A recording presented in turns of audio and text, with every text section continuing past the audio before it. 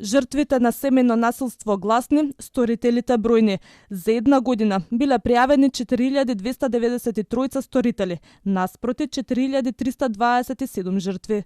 Статистиката е алармантна за деца жртви на семејно насилство.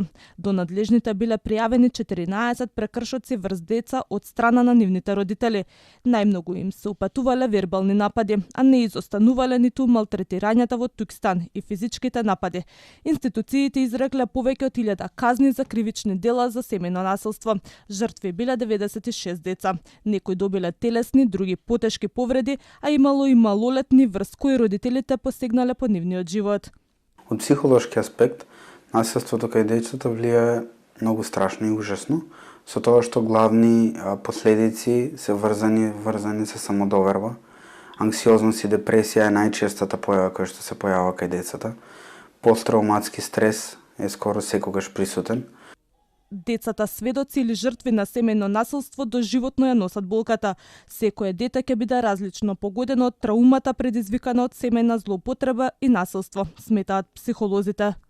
Најчесто децата кои што поминуваат низ процес на семејно насилство имаат и многу потешкоти во училиште, посебно социјалниот контекст е доста зафатен. Многу често се гледа повлеченост или изолација, која што е за жал класичен симптом и кај анксиозноста и кај депресијата. И главно не само периодот кога се случува тоа насилство, туку и многу понатаму и во текот на возраста, кога стануваат возрастни, знае да влијае. Многу често работиме со возрастни кои што во текот на своето детство биле изложени на одредено насилство и е процес кој што е тежок и за работа, тежок и за надминување. Оправдување нема, а разговорот во овој процес е најважен. Затоа надлежните апелираат до жртвите да побараат помош.